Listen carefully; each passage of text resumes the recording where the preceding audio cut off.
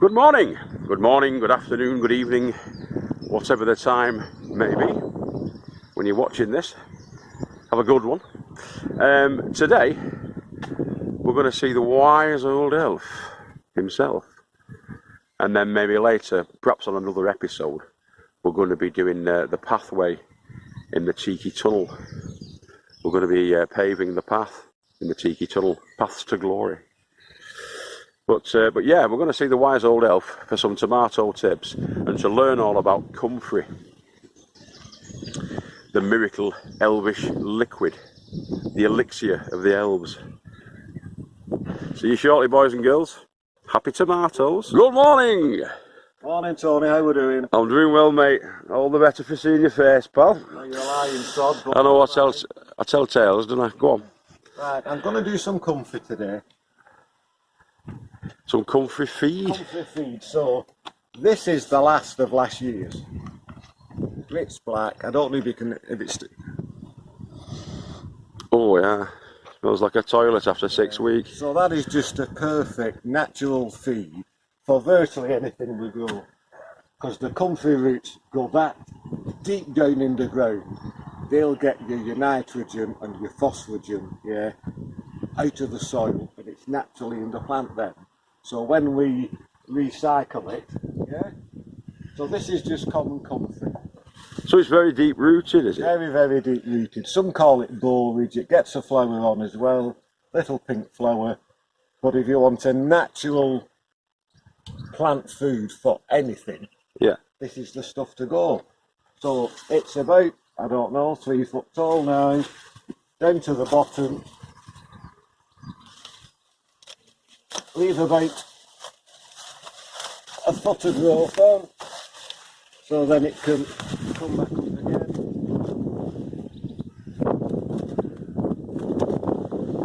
There we go. There's a bushel. All we're going to do now, just an old blue tub I've got. Now I put everything in. Let's get a pair of scissors, then it's picking it for. So everything, leaves, stem, flowers, the lot.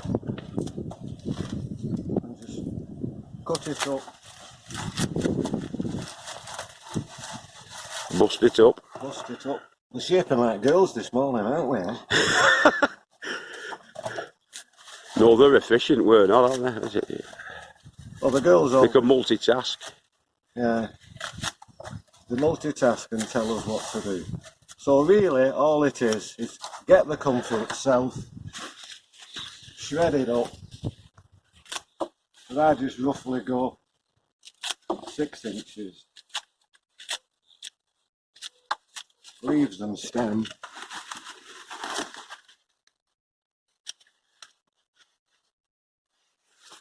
And the only reason I've got gloves on, the stems is a little bit early, and it can be like an irritant. Right. Not do you any harm, but it's a bit like, almost like a nettle. It'll sting a little bit, make you itchy, scratchy, just hence the gloves. Chop it all up. It's powerful stuff, this, isn't it? Yeah. The It's Comfrey. wonderful stuff. It's like one of nature's magic remedy. Joe's going to give us a cutting of that in a bit at the end. Yeah. The end of the year I'll split this for you. So we can produce our own crop of the magic stuff. Because if you look where that is now, the ground is bone dry. We've had no rain, but it's not stopped its growing. Again, because its roots are just so deep in the ground. Yeah, going right down into the earth. Right down into, because it gets so far down, it takes everything out of the earth, the soil, wherever it is, and it's absorbed into the plant itself. So can we put all sorts of nutrients that warning out of the soil, and Yeah. the phytonutrients as well as your standard NPK and all that. Well, when you go and buy stuff and you read the labels, it says NPK, but that's like made and manufactured in a way. But this stuff is just doing it for you. Nature's own, isn't it? Nature's own. Mother Nature's own, that. And so yeah, it all goes in, stem and all, leaf and Everything. stem. Leaf, stem, flower. Leaving a few inches, as you can see there, just for the regrowth to come back. Not killing it off. There we go. Very difficult to kill off Comfrey anyway, though, isn't it? Yeah, naturally, yeah. Keeps coming back, doesn't it? And it's hard to kill off because its roots are that deep. So you can think, I'll dig it out. And you might get your spade and you can go a foot down and you think you've got it all out. But in theory you've not. Just because the roots are that deep. That's the kind of invasive weed you want, isn't it? That one is Tony, yeah. So there we are now, there's our Comfrey. So it's about half filled with the leaf. So that's half filled with the leaf. Shove a brick on top, just to keep it all squashed down. Get it all watering can.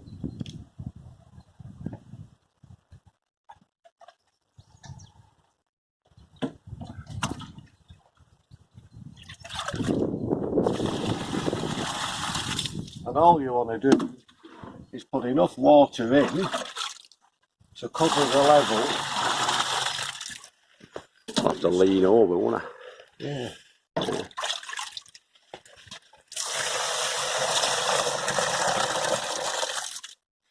Right.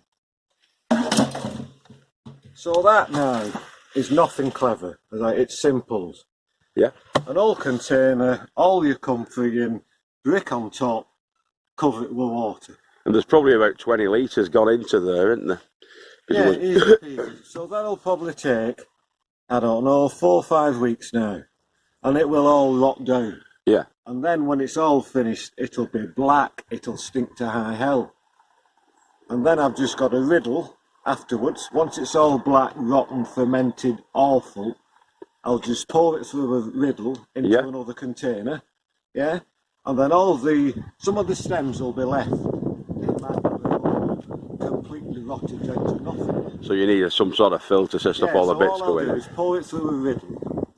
Yeah. And then any residue that's left, bits of leaf, bits of stem, bits of anything that is full of what you want, yeah, I'll put that under my tomatoes or in my cabbage or my collie or my broccoli. And as that dries up then and shrinks, the nutrients that are in that Go back in the soil. go back in the soil and feed the plant. So nothing goes to waste. Nothing goes to waste, to Comfrey. If you put it in your composting, if you've got a compost bin and you put Comfrey in it, if you were just to chop those up that we've put in here, Yeah. and you put them in your compost bin, that will help to activate your compost as well. But that's just Comfrey feed, and later on, when it's ready, 5 or 6 weeks, stinks to hell, into our milk bottles, and that then is just pure liquid feed. Pure liquid gold. So that's a 2 litre Texas tea. 2 litre milk bottle. I'll probably put an inch of this, because it's highly concentrated, into a watering can. An inch out of that or an inch at bottom at can? Just an inch of that? Just an inch in depth Right. of that, into my watering can, fill it up with cold water so it's all mixed up and agitated then, and that then is what I call my magic gold, and that feeds particularly tomatoes, peppers, cucumbers, everything that's in the greenhouses. Elf juice, that, boys and You can girls. call it anything you want, but that's Joe's magic Comfrey, Fantastic, mate. and it's that easy. So I'd estimate that inch would be about 200 millilitres, because that's a 2 litre thing, and it's about 10 inches high, isn't Yeah, it? if that's 10 inches high and you were to put inch markers on, you'd get 10 Yeah, watering cans full out of that. yeah. And then So it's about what I do 200 with that is millilitres. feed once a week. Right. So if you're like I'm here every Sunday morning early, and if I feed every Sunday morning once a week, yeah. So how many plants would that cover then? So you've got your inch in the inch out of that into the can. How many plants would you do with that, roughly? That would probably do. Sorry about the wind again. We've got nothing we can do about the wind and the cold this morning. That would do 3/4 of my greenhouse. What, the double? Yeah, this double one. All right, right. There's 10, 20, 30 tomato plants in there. There's a few peppers, chilies, cucumbers. I've had the nets up because of all the sun. All the sun we've had, yeah. To keep the direct rays of the sun out, so as not to scorch them. But once everything now is settled, if I just lift up the net skirt. Those are the net curtains that some of the onanists on the side take the mickey out of. Onanists, look it up, that word, onanist.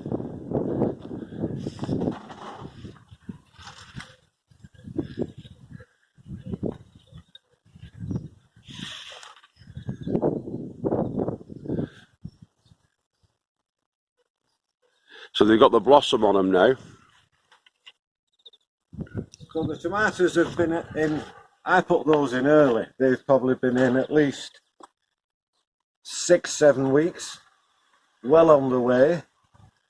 They're in little bottomless pots to start them off when they were young plants. Yeah. Yeah. The idea being then that the roots will go down into the greenhouse bed. These are all tips we've had off Joe. These. That I had dug the bed out early on in spring. I'd put a load of manure underneath that soil, and then they're sat on top. Yeah.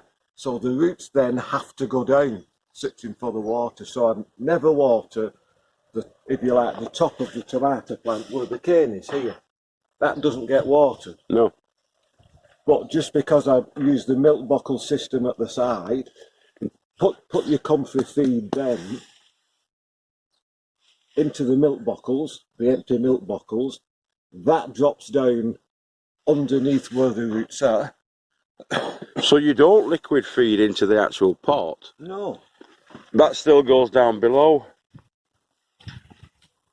Right. Here we go. Because Watering can. I was told different off another boy. Watering can. Good inch. Yeah. Let's get some water. There we go. Just a watering can with Comfrey feed. It could be tomato food you would buy from wherever. And then all I'm going to do... Like Tomarite or whatever. On the outside. Yeah, go on, I can see through the glass, can't I?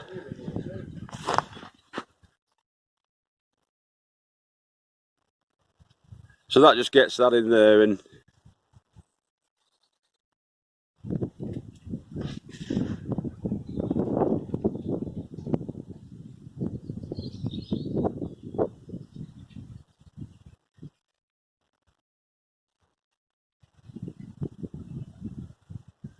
I think we overestimated, didn't we? Yeah, so that Comfrey feed now Yeah. will slowly drop through the empty You can bottle. see the level there, because of the holes in the bottles. Yeah, it just drops Seeps in, below, going injects it into the soil, doesn't it? And another one of my little tips, which you'll have to do this morning through the window again. They're all getting now big, bushy, healthy plants. And you might not be able to see, but there's a side shoot coming out. Yeah, So- a sucker. With tomatoes, the only thing you're going to eat is the tomato, isn't it, off the plant, right? So all these big leaves now are naturally taking the food, the energy is going into It's the a leaf leaves, production, yeah. as well as the plant, isn't it? Yeah. So where you've got the big leaves with all the fingers on, I cut those back to just 2 per leaf, so you stay there again. So that's thinning out the bush, isn't it? Yeah, so look, big arm here, Yeah. take it off. Take this one off, and that one, and that one, this one, that one. So the first thing we've done is thinned it out. Yeah? Yep. Then you see the side shoot there, the stem coming out. Just about make that out, yeah. So Here comes out. that's a new plant growing there. I don't want it. It's The taking. first thing we've done, if you can still hear me, is let more light in round the plant. Are you with me? Yep. So by clearing the leaves away, you've let more light in round your plant, because I'll probably take the next nets down in the next week. But as much as that looks like it's been butchered, what we've done, we've cleared away the excess leaves. You don't eat the bloody leaves, yeah? No. We're letting more light in, we let the air circulate, and the plant then isn't trying to feed all the leaves, yeah? Because it's got less to look after now, it can concentrate those nutrients into the flowers. Tomatoes part of the nightshade family, isn't it? So, yeah, I'm sure it is, and it's like, it's a distant relative of the spud, I think, I believe it or not, strangely. It's related to potatoes. Yeah. Solern is the word, or something like that, but potatoes and tomatoes are the same family. Yeah. So that's going to be firing on up the canes now. Yes, so you'll get the growth up the canes. It can now grow further up the cane without, because if I didn't do that, yeah, all I would have is a mass of green. It would look like a bloody big forest. Are they all climbing tomatoes? They're not bush tomatoes in here, They're are not they? bush tomatoes, they're ordinary Intermediates, they're called in America. just bog standard tomato. So what I wanted, so all I'm getting is one single stem all the way up. Single stem all the way. The side shoots that would come out, I've cut those off. Yeah. Yeah, because I don't want the side shoots. I don't want it doing other than produce tomatoes. So what it's doing, it's just growing up the stem. Any side shoots get pinched off, the leaves get cut down, and then it's concentrating on getting its energy into drawing the energy up. So the nitrogen, the potassium, the phosphates that it's got from the Comfrey, whatever you're feeding your tomato plants, is going to your tomatoes. Why feed the leaves? Why let it get great big leaves on? Well, if you don't need them, don't use them, innit? You get shot. You don't need them, you don't eat them. It does need a certain bit of photosynthesis from the leaves, doesn't it? But all that bushiness is waste, isn't it? It's a waste of growing.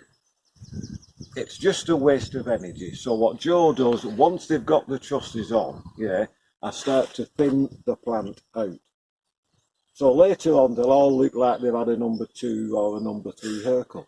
But what you're doing then... They're on a lockdown haircut. Yeah, what you're doing then is just allowing it to grow and concentrate its efforts. Now, do you leave them to carry on forever, or do you nip them out? Once they get probably this high, 5 foot high, yeah, which is the beginning of the ridge, yeah, I'll just cut the tops off and that's it. And so that stems the growth, that literally stems the growth of them. Yeah. That's where that term comes from. What you'll do then is stop the growth, and then your tomato plant's still working, but everything that's coming up is going into your tomatoes. Going into your fruits. Going into your fruits. And they'll continue to fruit, won't they? I believe it's right this, isn't it, that you check your tomatoes from the bottom first and you pick them as they ripen because you get more fruits coming on. That's what I've been told. Yeah. Well, yeah. It'll produce more fruits as you pick them. It's like any fruiting bush. The more you pick, the more come on, the more flower you get coming out. You've just got to be in charge. You can. Loads of people do it, lots of things different ways. And just because Joe is here on his plot, I do it my way. Exactly. But it works for me. Now somebody else will think, oh, that's rubbish. But if you stop and think, by thinning that tomato plant out and reducing the amount of work it's got to do by feeding the leaf and growing, it can grow taller, quicker, because it's not feeding those big leaves as well. And you're not getting that moisture build up where you can get the mould issues, because it's allowing air and sunlight in, isn't it? It's allowing more air to circulate, more sunlight to get in. That's right. And that's what you want. And the more sun and the more air, and a good, strong, healthy plant should give us tons and tons of tomatoes later on. But I've just put some fence marigolds. You can just see one marigold flower down there. But I've planted French marigolds Yep. in the beds where the tomatoes are. Yeah. Well, what did the guru do yesterday? Did you see him? No, I didn't see you yesterday. But all the French marigolds will do is stink, yeah, and that will help. It will help to keep away the green fly and the white fly. Yeah, the naughty flies. There we go. Very good, excellent, fantastic stuff. Head office is here now. Let's have a word with Pat. Oh, she's here. Are you still in the middle of filming? No, we're just coming off, Pat. We've just right, gone. well, I just need a quiet consultation with our committee member, Mr. Lowe. Right. If you can just... That's the divine Patricia. Well, I said she looked like Honor Blackman with that haircut now. I'll go and hide it. Right, I'll see you later then. see you, boys. And Thanks very much, yeah. mate. You wanna... Now, I've just followed the advice of the wise old elf, as you can see. And I've trimmed back the branch foliage that's coming off there, leaving the growing tip to vine up the poles. I've also put that in as well. I put another cage in there because there's only 4 in there. I've had to offset them because the buckets are offset as well. You can see that there. I'm going to do a bit of an experiment. I'm going to feed 2 of them from the top and 2 of them from the bottom and see if there's a difference. People keep telling me to feed from the top and water from the bottom. I'm going to actually do that. I'm going to deviate slightly from the elf and just try it my own way, this way.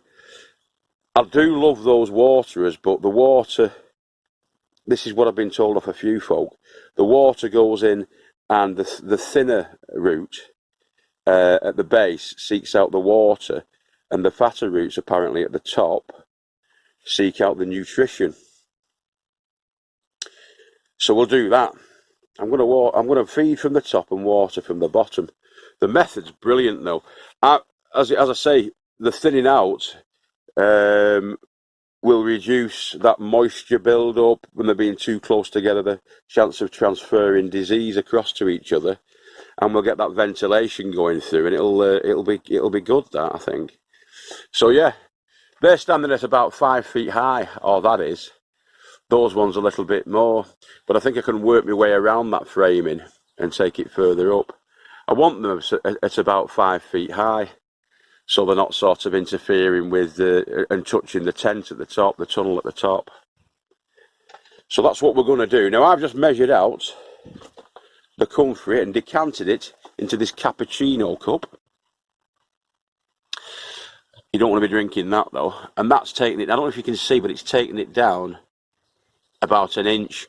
It's the black stuff's clinging to the edge, but that's the distance. It's 1 inch. So that's 200 millilitres, or there and thereabouts. And I've filled these up, leaving a small gap at the top of about 1 inch. So that should hopefully take it up to the 10 litres. So what we'll have there is 1 part per. Let me do a quick calculation there. 1 part in 50? 1 to 50, is it? Yeah, 1 to 50. So 10 litres would be, 50 to 5200s, wouldn't it? 5200 mils. 5 in a litre, there's 10 litres, that's 50. So 1 part to 50 of the Comfrey feed goes into there. We'll crack on. I'll just pour it in right now.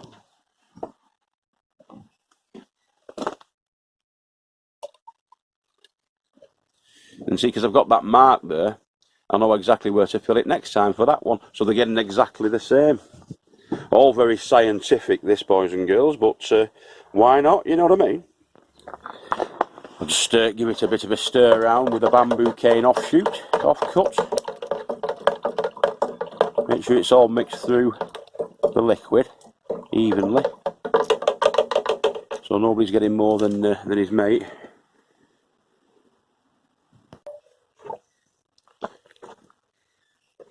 Yeah. We'll give him a feed.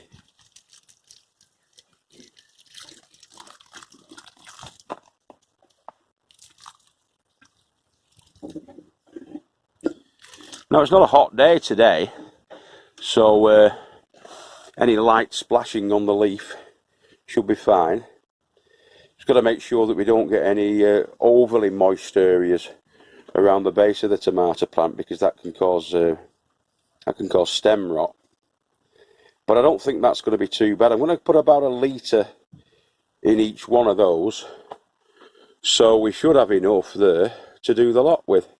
You've got to be careful when you're pruning out as well, when you're taking off that leaf, because you don't want to be knocking your flower heads off like I've done there. That was a silly manoeuvre, because they'll never turn into tomatoes now. I'm a bugger for that. Ham-fisted get that I am. So yeah, we'll crack on. That's the other sun gold tomato plant, which was an offshoot or a sucker, and we planted it on with a bit of rooting compound around the stem at the bottom. When I picked it out, there was a stem that was about 6 inches, so I put some rooting compound on it, got it nice and damp in the soil, and the roots have come through now. So that was done more or less straight away as soon as it come off the plant, and it's doing great. It's another plant. It's doing fantastic. It's in its little water tray there. I think I can get 2 of those buckets into 1 tray, looking at that. So what my plan is now is I'll get about 3 across there, so we have another 6 plants that can go into there, and we'll just be doing the same with these. So all of this stuff, once planting out now, it's suffering inside the greenhouse. It's not doing very well at all, so I've got to get that out this weekend, which I will do. And yeah, get the trays onto the floor, get the tomatoes again in here, and a cucumber or 2, a couple of peppers, and we'll fill this space up as well. Now I think we can get a good 18 plants in here easily, once all the crap's cleared out of it, and off we pop. Job's a good one.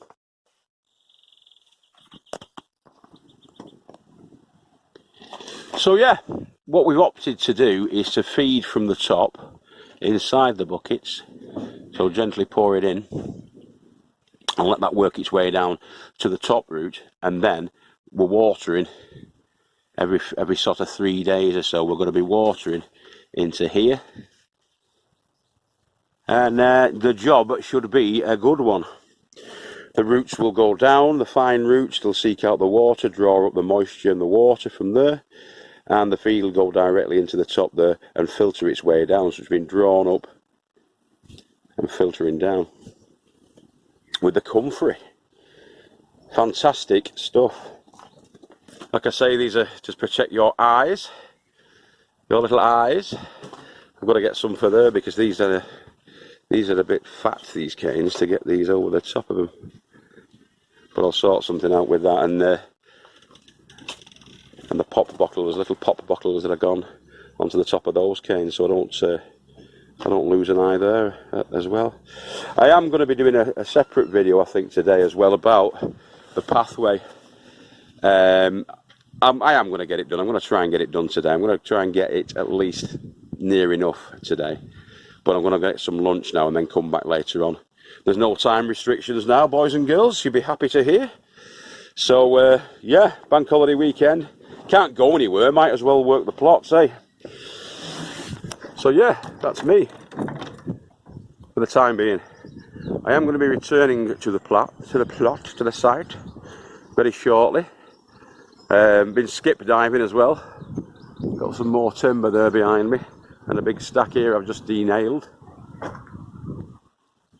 So there's going to be another planter created this weekend.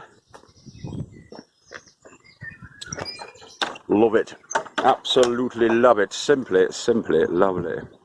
And so yeah, we'll catch you all later. Okay, take care. See you in about 6 hours. Bye bye now, boys and girls.